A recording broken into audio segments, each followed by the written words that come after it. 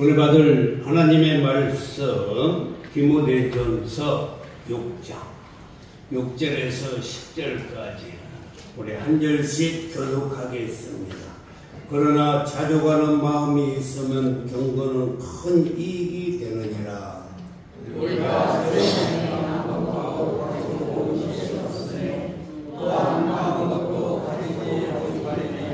우리가 먹을 것과 입을 것이 있은즉 족한 줄로 알 것이니라.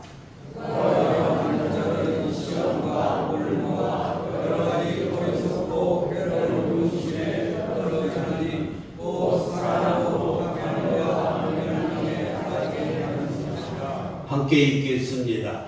돈을 사랑하니 일만하게 뿌리가 되나니 이것을 탐내는 자들은 미혹을 받아 믿음에서 떠나 많은 근심으로써 자기를 찔렀도다. 아멘.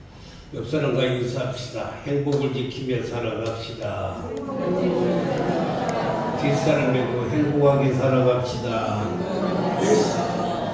50대 부부가 있는데 그 마을에서 인꼬 부부라고 소문이 자자했습니다. 그래서 부부의 날 천사가 찾아와가지고 부부의 날이 며칠이죠? 부부의 날. 그래요. 5월은 가정의 날이고 21일은 둘이 하나가 된다 해서 5월 21일이 부부의 날입니다. 부부의 날 천사가 찾아와서 인꼬 부부라고 소문이 나서 한 가지씩 소원을 들어주기로 했습니다. 그래서 먼저 아내에게 내 소원이 무엇냐고 물었더니만 우리 부부가 세계 크루즈 여행을 하고 싶다고 해서 티켓을 주었던 것입니다. 그리고 남편에게 물었어요. 남편이 너는 무엇이 소원이냐고 물었더니 천사의 귀에다 대고 조곤조곤 하는 말이 나보다 30살 젊은 여자와 살고 싶습니다. 그놈이 그랬대요. 그러니까 천사가 그 소원을 들어줬는데 80살 묵은 하나부로 만들어준 것입니다. 이렇게 우리 하나님은 정확하신 하나님이세요. 부인이 80살로 늙어버린 남편을 보면서 나는 도저히 저렇게 늙은 영감하고 세계 일주 여행을 할 수 없다고 티켓을 던져버렸어요. 사랑하는 성도 여러분, 이 부부의 행복을 무엇이 도둑질해 갔을까? 그것은 남편의 욕심이 행복을 도둑질해 가는 것입니다. 신랑값 찾는 백화점이 나오는 것입니다. 신랑감 전문 백화점에 신장 개업을 했어요. 그래서 온 백화점 안에 신랑감들이 가득 진열이 되어 있었어요. 두 처녀가 시집가기 위해서 백화점을 방문했습니다. 그런데 규정이 있어요. 뭐냐면 한 번 보고 지나간 가게는 되돌아올 수가 없다. 이것을 법적 용어로 뭐라고 하냐면 일사부조리 원칙이라 그래요. 장기 들은 사람들은 뭐라고 말할까요? 장기 들은 사람은 일수불태라 그래. 그러면은 하투치는 놈들은 뭐라고 말을 할까? 락장불입이라 라고 이렇게 말을 하는 것입니다. 1층을 보고 2층 보다가 다시 1층으로 내려올 수가 없어요.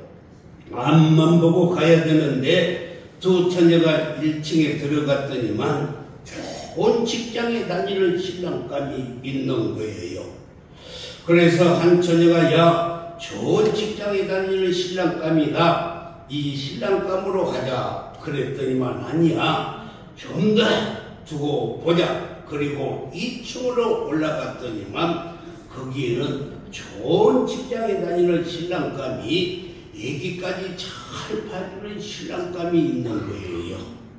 그러자 또 한 아가씨가 아야 이 신랑감으로 하자. 그러니까 아니야 3층으로 한번 올라가 보자. 그래서 3층으로 올라갔더니만 좋은 직장에 다니는 신랑감이 애기도 봐주고 이제는 설거지도 해주는 신랑감이 있었어요. 그래서 또 한 아가씨가 이 신랑감으로 하자. 그러니까 아니야 갈수록 좋은 신랑감이 나타나는데 4층으로 한번 올라가 보자 해서 올라갔는데 그곳에는 좋은 직장에 애기까지 잘 봐주고 설거지도 잘해주고 얼굴까지 잘 생기는 꽃미남 신랑이 있는 거예요. 그래서 이제는 됐다 이 신랑감으로 하자 하니까 마지막 5층에 가보고 거기서 고르자 하고 5층에 올라갔는데 뭐라고 써져 있냐면은 이렇게 써져 있어요. 5층은 텅 비어 있습니다. 만족을 모르는 당신은 출구가 왼쪽에 있으니 뒤돌아보지 말고 내려가세요. 그래서 내려와서 지금까지 시집을 못 가고 있다는 것입니다. 사랑하는 성도 여러분, 무엇이 이렇게 좋은 신랑감을 놓치게 했을까? 그것이 바로 욕심이라는 것입니다. 사랑하는 성도 여러분, 그래서 야고보 기자는 야고보서 1장 15절에서 욕심이 잉태한 즉 죄를 낳고 죄가 장성한 즉 사망을 낳는다 라고 말씀했어요. 무엇이 행복을 도둑질해 갑니까? 욕심이에요. 욕심이 우리의 행복을 도둑질해 가는 것입니다. 그래요, 욕심이라는 탐심이 행복을 도둑질해 갔습니다. 그렇게 생각하시면 여러분들도 큰 소리로 아멘. 그렇습니다. 그래서 오늘 욕심을 다 버려야 돼요. 사랑하는 성도 여러분, 누가복음 12장 15절에서 예수님께서 말씀하시기를 삼가 모든 탐심을 물리치라 라고 말씀했어요. 그럼 행복은 어떻게 지킬까? 오늘 본문에서 잘 말씀해 주고 있는데 6절 말씀을 보면은 행복을 지키려면은 자족하는 마음을 가져야 돼. 내게 있는 것으로 만족하는 마음이 있어야 돼요.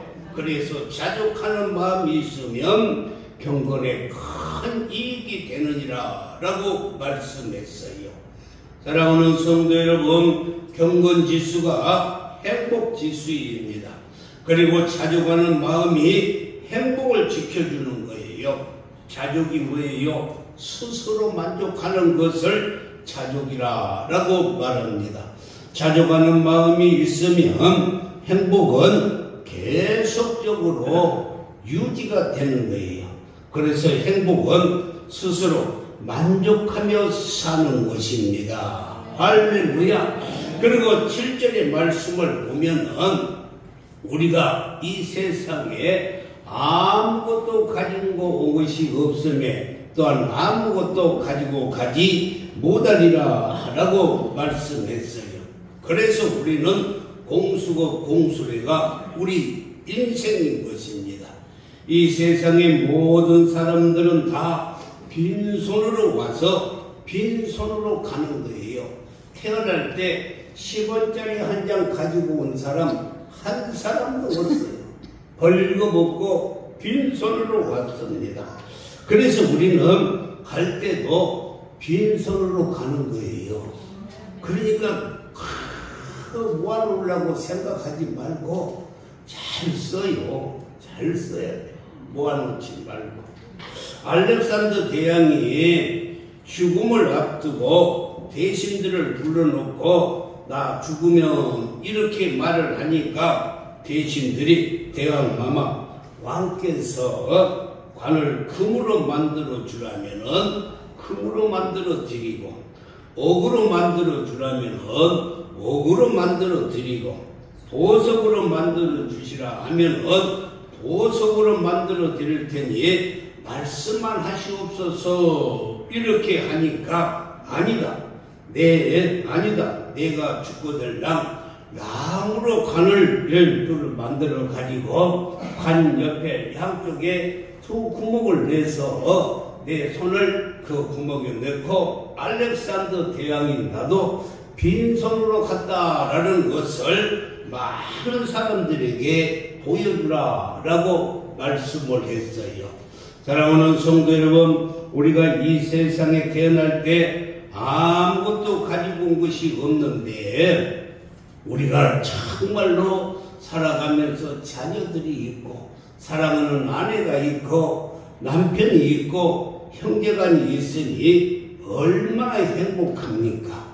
그뿐만이 아니라 8절에 보면은 우리가 먹을 것과 입을 것이 있으니 행복하다는 거예요. 족한 줄로 알아라는 것입니다.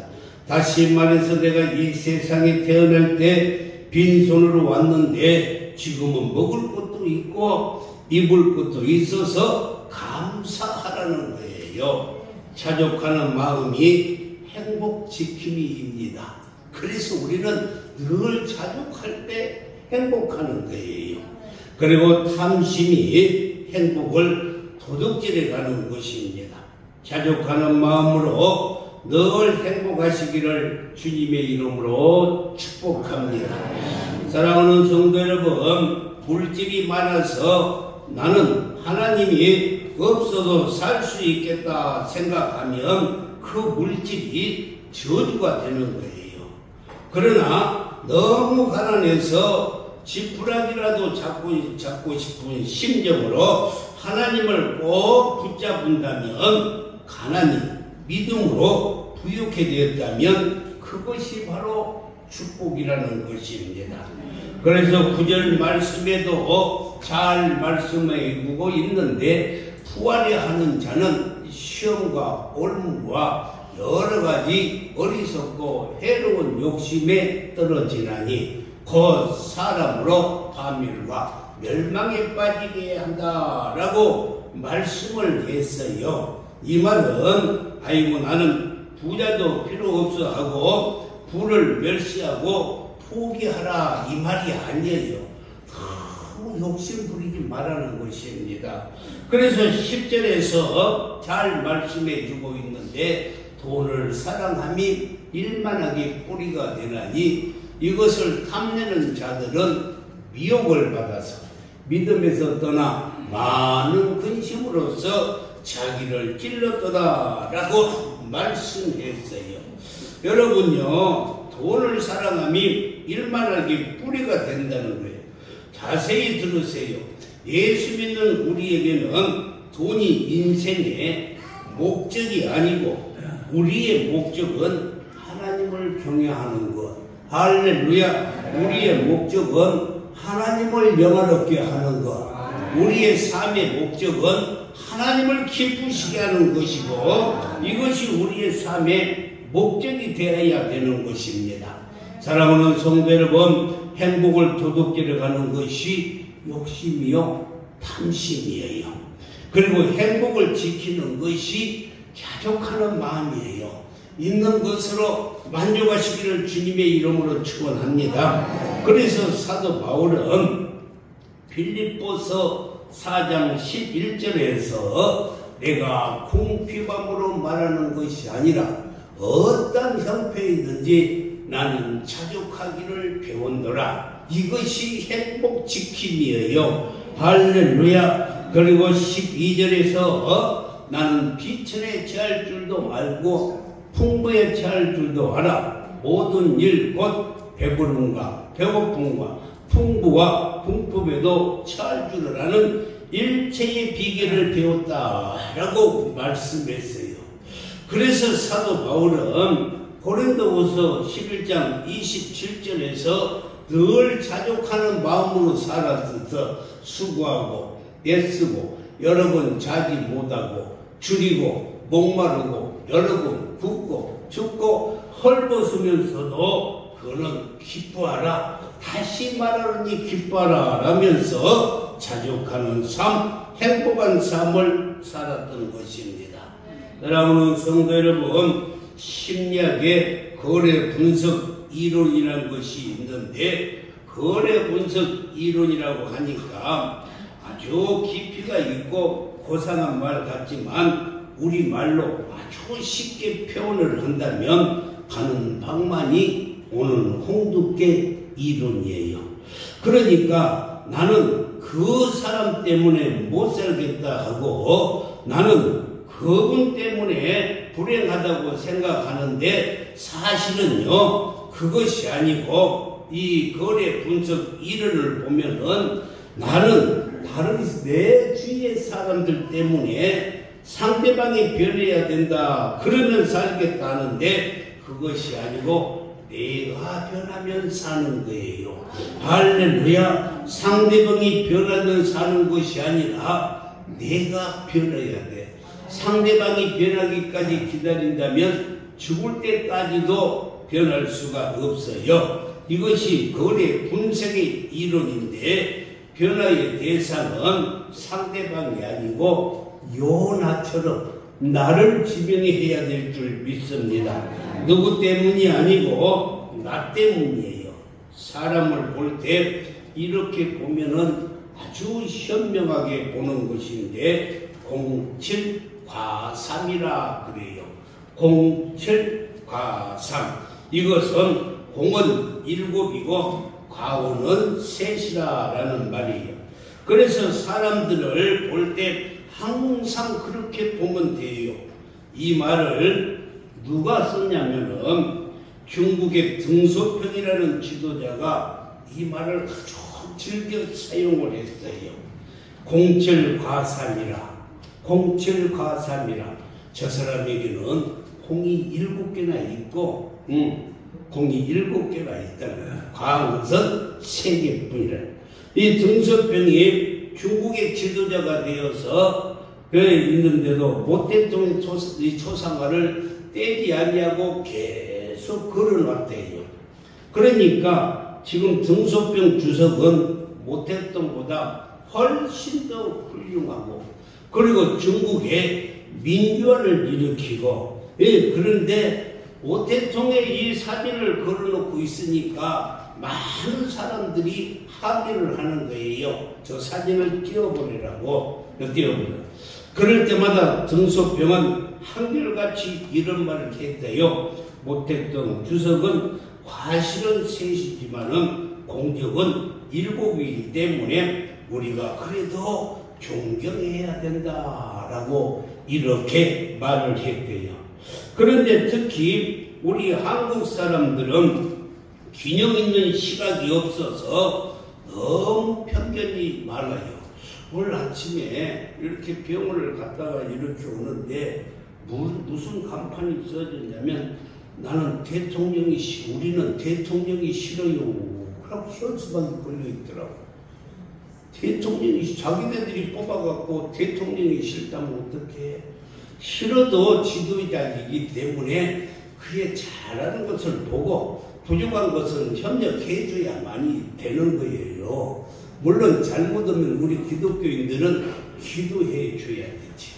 그렇지 않겠어요? 근데 우리는 대통령이 싫어요. 그러면 누가 좋다는 말인지 모르겠어요. 그래서 항상 남의 잘못된 우리는 바오만 보면 아니 됩니다. 알고 보면 공격이 더 많은데도 우리는 잘못된 것만 보고 있어요. 직장 동료들도 마찬가지이고 교회에서도 마찬가지고 저 사람만 없으면 우리 직장이 우리 교회가 화목할 텐데 하는 이 과실만 보기 때문에 행복하지 못하는 거예요. 모든 사람들은 다 장단점이 있습니다. 하나님께서 이 세상에 많은 사람들을 보내줄 때 다 한 가지씩은 다 잘할 수 있는 재주를 줬어요. 그러니까 하나님께서 여러분에게 주신 달란트가 뭔가, 그래서 그 달란트를 찾아서 하면 되는 거예요. 김연아는 그에보다 공부를 해서 변호사 되라면 됐겠어요? 날마다 얼음판에 가서 둥글고 그냥 돌다 보니까 그렇게 하나님께서 그 달란트 줘서 세계 챔피언이 됐잖아요. 우리에게는 다 이렇게 달란트가 있어요. 분명히도 부르는 재주가 있다는 것입니다. 여러분요, 그래서 저는 여러분 한 사람 한 사람을 볼 때 항상 좋은 장점만 봐요. 그래야 돼요. 여러분들도 꼭 그래야 됩니다. 그 이유는 모두가 다 좋은 장점이 다 있어요. 하나님께서 다 장점을 한 가지씩 주셨어요. 그런데 우리는 상대방을 볼 때 과실만 본다면 내가 얼마나 불행하겠어요. 그래서 항상 사람을 볼 때 좋은 면만 볼 때 내가 행복해지는 거예요. 할렐루야. 그러니까 직장에서나 가정에서나 교회에서나 장로님들을 볼 때, 권사님들을 볼 때, 집사님들을 볼 때 다 좋은 것만 보고 장점만 보시기를 바랍니다. 왜? 우리는요, 의인은 없나니 하나도 없어요. 하나도 없습니다. 그래서 우리는 항상 좋은 면만 찾아서 볼 때 행복해지는 거예요. 나쁜 것을 보고 지적하는 것이 아니라, 저는 본문 말씀을 준비하면서 이렇게 생각을 해봤어요. 은혜 중에 가장 크고 제일 큰 은혜는 십자가의 은혜라고 생각을 했어요. 허물과 죄로 말미암아 영원히 죽었던 나입니다. 네, 이 공중 권세 잡은 자들을 따랐던 나, 지금도 불순종의 아들 가운데 역사하는 이 영에게 잡혀서 살았던 나를 하나님께서 아들을 보내주시고 십자가에 죽으시고 내 죄를 다 사해 주시고 그리고 복 주시고 화목해 주시고 하나님의 자녀 삼아 주시고 너는 내 것이다, 내 아들이라 라고 이렇게 우리의 신분을 변화시켜 주셨어요. 다시 말하자면 마귀의 자녀가 하나님의 자녀가 되고 우리의 주소가 바뀌었는데, 이 우리의 전 주소는 지옥시 불행동 1번지에서 살았어요. 그런데 하나님이 우리를 행복해 줌으로 말미암아서 청북시 행복동 1번지로 우리의 주소가 바뀌어졌어요. 한번 우리 주소가 뭐라고요? 청북시 행복동 1번지가 우리의 주소예요. 할렐루야. 십자가의 복음의 은혜보다 더 큰 은혜는 없습니다. 그래서 우리는 큰 하나님의 크신 사랑을 찬양하며 살아야 될 줄 믿습니다. 부산에 부흥회를 갔는데 펜트하우스 100평짜리를 가지고 있는 장로님이 있어서 가서 식사를 하는데 그 얼마에 샀냐고 물었더니만 60억이래요. 60억 간대요. 우리가 받은 천국은 천국이 펜트하우스보다 못하겠어요. 훨씬 좋습니다.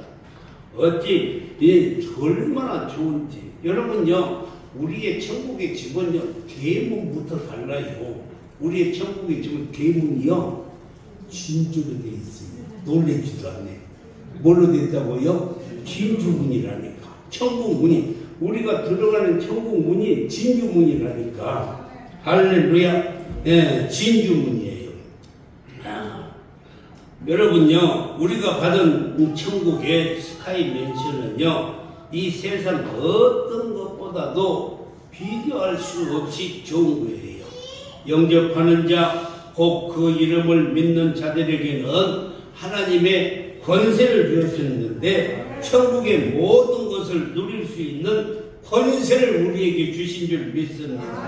이 땅의 어느 권세가 하나님의 자녀의 권세에 비교될 수가 있겠습니까? 여러분요, 백악관이 좋다고요? 백악관 가보니까요 좋지도 않아요. 백악관. 제가 2005년도에 가봤는데 백악관에 갔는데 뭐 좋지도 않아요. 그렇다고 해서 우리나라처럼 뭐 몇십 층짜리 빌딩도 아니고 빌딩 하얗게만 칠해졌어. 그래서 백악관이라는가 봐.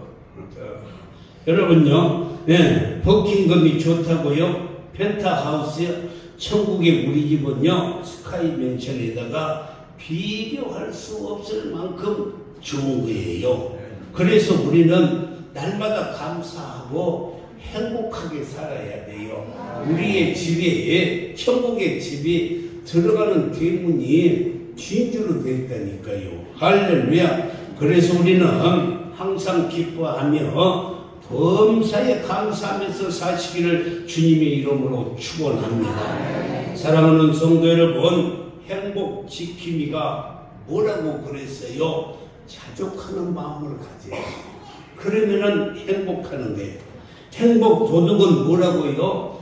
욕심이라니까. 욕심을 버리세요.